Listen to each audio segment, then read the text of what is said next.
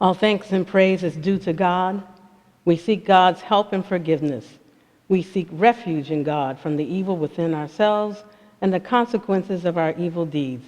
Whoever God guides will never be led astray, and whoever God allows to go astray will never find guidance. I bear witness there is but one God, alone, without any partners, and I bear witness that Muhammad is God's servant and God's messenger. O you who believe, be mindful of God, as is God's due, and make sure you devote yourselves to God to your dying moment. Assalamu alaikum, dear sisters. It's my pleasure to be here with you today. In the name of Allah, the Beneficent, the Most Merciful, I'm honored to have this opportunity to share with you. I am but a humble servant of Allah, subhanahu wa ta'ala, glory to God, the Exalted, and a Hajjah who has completed the Hajj pilgrimage like many others before me and many others after me yet to come, inshallah, which means God willing. I ask your grace and patience as I strive to inspire you with a story of the transformative power of Hajj. May Allah be pleased with this khutbah and my intentions. And if I say anything that is displeasing, I ask Allah for forgiveness, and I ask for your forgiveness as well. Allah subhanahu wa ta'ala dictated through the Prophet Muhammad, peace and blessings be upon him, the 5 pillars of Islam. The declaration of faith, Shahada. There is no God but God, and Muhammad is the final messenger of God. The 5 prescribed prayers, Salat. Fasting, Swam, during the month of Ramadan. Charity, Zakat. The pilgrimage, Hajj, to Mecca, once in one's lifetime for those who can afford it materially and physically. The Hajj is ordained in the Quran, and the steps performed are in the example of Prophet Muhammad, peace and blessings be upon him.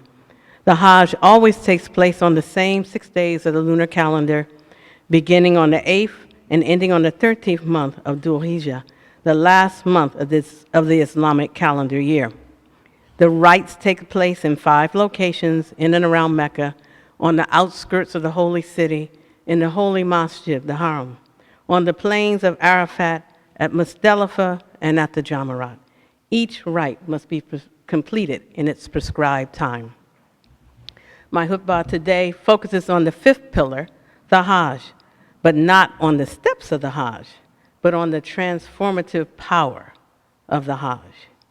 You may be wondering why here so early in the year, long before Eid, that we would talk about the Hajj, even before Ramadan. Well, why not now? If you have not yet completed the Hajj, I want to inspire you. If you have made your intention to make Hajj in 2020, I want to congratulate you and make dua for you, as your Hajj is already started.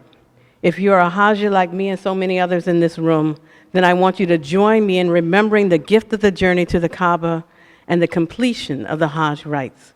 As Hajjahs, we walked or ran in the footsteps of Hajjah and drank from the same well of Zamzam water. My prayer is that as many Muslims and Muslimas, just people that want to be in this faith and desire, be able to complete the 5th pillar. And I especially want to inspire you, my beautiful sisters. Alhamdulillah. Using my experience as an example, I've organized this story with 5 touchstones, I'm calling them, or words or concepts that may resonate with you. First, intention. Surah 6, the cattle, ayat 162. Say, truly, my prayer and my service of sacrifice, my life and my death are all for Allah, the cherisher of the worlds. I was not born into Islam, nor did I actively seek it out. My religious experience was as a Christian, specifically United Methodist, and later as a young adult, I experienced other paths trying to find my spiritual home. It was not until about 10 years ago, as a mature adult, when I, the carefree spiritual person, married my Muslim husband and learned that Allah had other intentions for me. The first Friday after I was married, I felt called to make Shahada, and boom, my journey began. I knew very little about Islam and the Quran, other than my observations as a guest at various masjids. But suddenly, my life was now driven by intention, learning to pray, struggling to learn the prayers and then pray them 5 times a day, organizing my life as a new Muslima. It was a challenge and a joy, all because I made intention. Making the intention to make Hajj is sort of like the intention to embrace Islam. No matter what anyone shares or tells you about the Hajj, you cannot really know what you are about to embark upon until you make that intention. That is the challenge, that is the joy of embarking upon the journey to complete the 5th pillar. The second touchstone is journey. Indeed, Hajj is a journey. The word Hajj means to set out for a place. Surah 22, Al-Hajj, the pilgrimage, ayat 27, and proclaim to humankind the Hajj, pilgrimage. They will come to you on foot and on every lean camel. They will come from every deep and distant wide mountain highway to perform Hajj. In making Hajj, there's the physical journey to Mecca, to pray at the Kaaba, to not just pray toward the northeast, but to be there in Mecca, Saudi Arabia, at the Kaaba, circling the sacred building with thousands of men and women as part of the millions who come every year to make the sacred pilgrimage. And there's also the singular journey of knowing that you are actually now one of the tiny specks in the aerial pictures of the people performing the tawaf, which is the circling around of the Kaaba. No matter your station in life, you recognize you are but one of many, and yet Allah has answered your call to visit the Hajj, to be at the Kaaba. You have been blessed to be one of the invited, and Allah knows you, knows your intention, and has invited you to the Hajj. Surah 45, the kneeling, ayat 3. Indeed, within the heavens and earth are signs for the believers. The first time I heard the word Hajj was as a teenager, reading the autobiography of Malcolm X. I remember reading the description of his journey and being impressed that this trip was the catalyst for Malcolm's transformation to El-Hajj Malik El-Shabazz. I didn't really understand the meaning of Hajj, but he had experienced something awesome. When my husband and I made Hajj in 2015, I didn't realize until midway through our pilgrimage that it was the 50th anniversary of the Hajj journey of El-Hajj Malik. Looking back, I now feel like Allah was leaving signs for me to get on the path, even at the age of 17. Hajj is a literal demonstration that you are part of something larger than yourself, and that in itself is worth the journey. In El-Hajj Malik's letter from Hajj to his followers, he said in part, there are tens of thousands of pilgrims from all over the world. They were of all colors, from blue-eyed blondes to the black-skinned Africans. But we were all participating in the same ritual, displaying a spirit of unity and brotherhood that my experiences in America had led me to believe never could exist between the white and the non-white. This still resonates, and for sisters that have felt in any way lesser than, at Hajj, you will be rewarded to see that you are the same as any believer. You are worthy, dear sister, to make this journey, and as part of the journey, I think particularly for women, it is to know your self-worth. Personally, I have been on a journey to find my spiritual home. I took a big leap of faith forward when I made Shahada. I found my confirmation when I made Hajj 6 years later. The third touchstone is tawakkul, trust in Allah. When performing Hajj, you will run or walk between the hills of Safa and Marwa, the same hills where Hajjah ran in search of sustenance for her son Ishmael after being left there in the desert by Ibrahim. Surah 14, Ibrahim, ayat 37. Lord, I have settled some of my offspring in a barren valley near your sacred house so that they could be steadfast in prayer. Lord, fill the hearts of the people with love for them and produce fruits for their sustenance so that they may give thanks. This ritual, the commemoration of Hajjah running 7 times between the hills of Safa and Marwa, is called Sa'i. The spring that Allah brought forth for Hajjah and her baby son is called Zamzam, which also still flows in abundance. What Hajjah went through, uncertain if she and her baby would survive in the desert, was a physical struggle powered by faith, by trust in Allah. When the water started to flow and the first set of travelers reached her and her baby, they were in a position of power because they controlled access to the water and had something to barter and trade with. And as sisters, you may struggle first, both materially and spiritually, to make the commitment to make Hajj before Allah opens up a way for you. As a woman, oftentimes we struggle to put ourselves first. I remember when as a young single mother, I always bought my children new clothes while frequenting thrift stores for my own wardrobe. And now in deciding to make Hajj with my husband during a period when we had the time and the funds, I first wondered about spending that much money on ourselves, even though all of our children were adults. Then, when it appeared that we may not have quite enough money and time for both of us to make the Hajj, I seriously considered that perhaps only he should go this time, and I could go at another time. After all, he had been a Muslim since the 70s, and I had converted only 6 years before. But then I knew, myself, I really wanted to go to Hajj, and I wanted to go with my husband. And if my husband was going to go, then I was going to go. And we agreed to put our trust in Allah and find the final funds that were needed. And similarly, you may worry about your ability to complete the rites while on Hajj. Each person has their doubts about the physical nature of the journey, your body's ability to hold up, apprehension about crowds, inability to speak Arabic, just fear of the unknown. The remedy is trust. Trust in Allah. And in this, you will learn to trust in your own capabilities to succeed. You will not be alone in your journey, your struggle, your fleeting doubts. It's part of the journey of Hajj. Who would you be to doubt Allah? And in this lesson, you will see demonstrated on such a grand scale that upon your return home, it will help you with the everyday burdens of life and put them in a different perspective. As a friend once says it to my husband and I, once we returned from Hajj, you're Hajjis. You can do anything. 4, forgiveness. Surah Al-Baqarah, the cow, ayat 199. Then depart from the place whence all people depart and ask Allah for Allah's forgiveness. Truly, Allah is oft-forgiving, most merciful. I'm going to read that one again. Then depart from the place whence all people depart and ask Allah for Allah's forgiveness. Truly, Allah is oft-forgiving, most merciful. Before we leave for Hajj, we must ask for forgiveness from anyone we have ever wronged, repay our debts, and also forgive others. It's said when we make Shahada, we are leaving behind our past lives and our sins are forgiven. In the same way, when we make Hajj, all of our sins are forgiven and we are renewed. I remember the day of Arafat.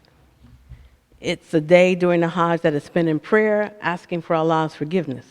Arafat is a day when millions of sins are forgiven. It is a remembrance of the sermon, the last sermon of the Prophet Muhammad, peace and blessings be upon him, on the 9th day of Dhul-Hijjah.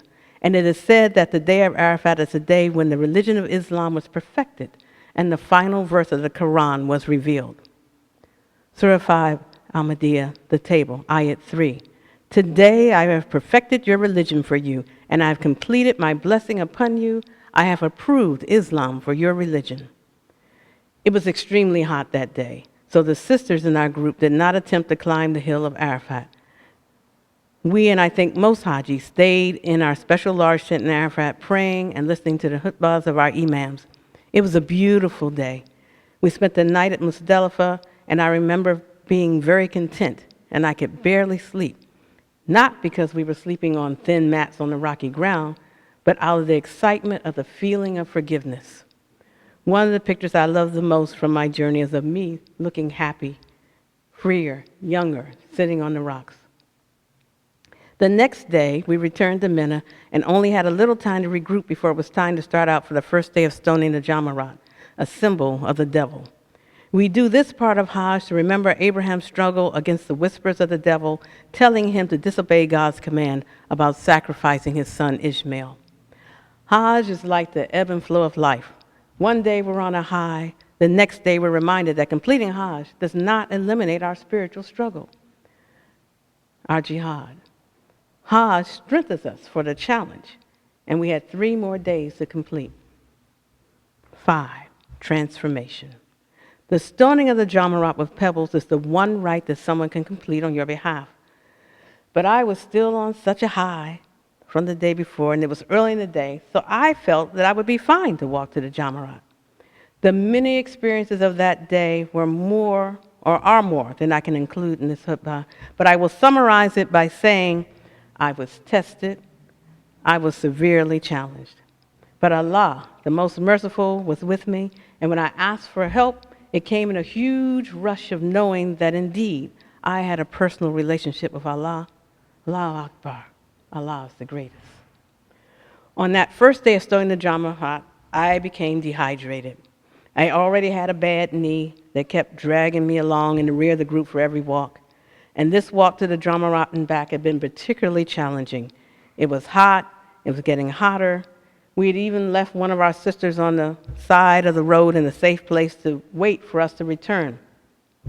We made it to the Jamarat, we threw our 7 pebbles at the pillars representing the devil, and we started the journey back. In the last part of our return to our tent in Mina, I was dragging behind, hot, with my husband walking a few paces ahead of me. I was a little frustrated, wondering why my husband didn't slow down, slow his pace so he was beside me.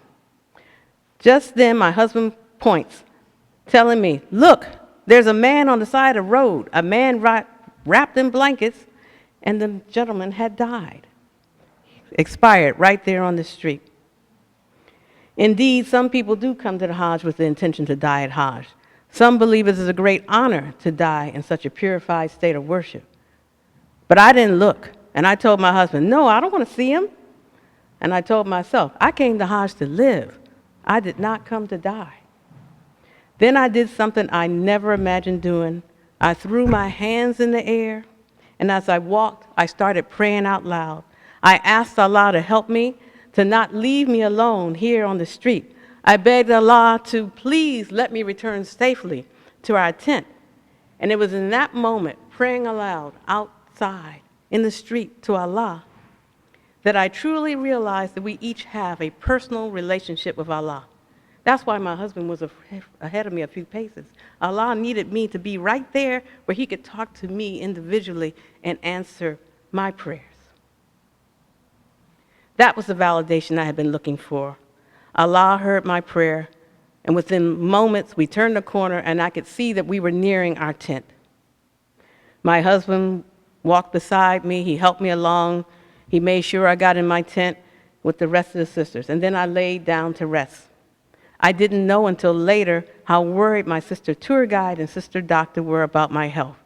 They gave me electric light beverages. They watched over me as I slept. My feet had swollen since arriving in Mecca, but now they were back to normal size, and they stayed that way for the remainder of the trip. When I awakened from my nap, I felt rested, renewed, grateful for the physical and spiritual transformation of my Hajj pilgrimage. Surah 57, Al-Hadid, the iron, ayat 28. O you who believe, you shall reverence God and believe in God's messenger. God will then grant you double the reward from God's mercy, endow you with light to guide you, and forgive you. God is forgiving, most merciful. I say what I say. May Allah forgive us all. Make dua.